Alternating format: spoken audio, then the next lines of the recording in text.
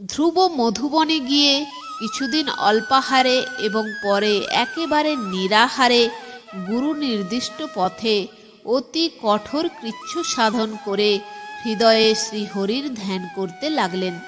ক্রমে ধ্রুব পূর্ণ সমাধিস্থ হলেন। বাইরের কোনো কিছুই তাঁর বোধগম্য হল না। সেই সময় ধ্রুব নিবাত নিষ্কম্প দ্বীপ শিখার মতো অতি উজ্জ্বল ইষ্টমূর্তি হৃদয়ে দর্শন করে একেবারে তন্ময় হয়েছিলেন। হঠাৎ ধ্রুব দেখলেন যে হৃদয় মধ্যস্থ সেই ইষ্টমূর্তি অন্তর্হিত হলেন। সঙ্গে সঙ্গে ধ্রুবর সমাধি ভঙ্গ হল। চোখ খুলে চাইতেই দেখলেন হৃদপদ্মস্থিত শ্রীহরির সেই মূর্তি তাঁরই সামনে অবস্থান করছেন। ধ্রুবর সমস্ত সাধনার সার্থক পরিণতি হল। ধ্রুব তখন কি করলেন?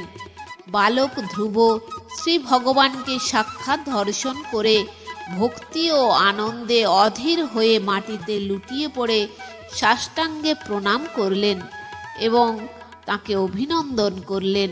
ধ্রুব তখন দুই চোখ দিয়ে শ্রী ভগবানকে এমনভাবে দেখতে লাগলেন যেন চোখ দিয়েই তিনি ভগবানকে পান করতে লাগলেন।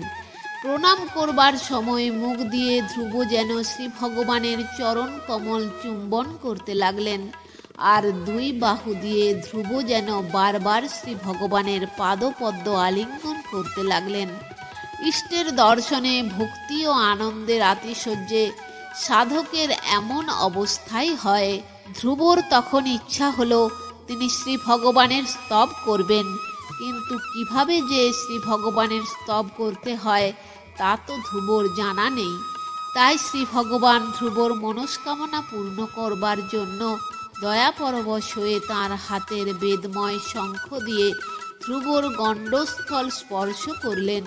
শ্রী ভগবানের সেই স্পর্শে তখন ধ্রুব ভাষার ব্যুৎপত্তি লাভ করে পরম ভক্তিভাবে অনন্ত কীর্তি শ্রীহরির স্তব গান করতে লাগলেন। ধ্রুব স্তব করছেন, যে সর্বশক্তিমান নিজের চিৎ শক্তির প্রভাবে আমার অন্তরে প্রবেশ করে, প্রসুপ্তের মতো অবস্থিত আমার বাক শক্তি, হস্ত, পদ, শ্রস্ত্র, চর্ম প্রভৃতি ইন্দ্রিয়গুলিকে উজ্জীবিত করেছেন, আপনি সেই পরম পুরুষ ভগবান। আপনাকে আমি প্রণাম করি। জন্ম মৃত্যুরূপ শৃঙ্খল থেকে মুক্তির কারণ এবং ভক্তবাঞ্ছা কল্পতরু সদৃশ্য আপনাকে যারা কামাদি ভোগের জন্য আরাধনা করে তারা নিশ্চয়ই আপনার মায়ার দ্বারা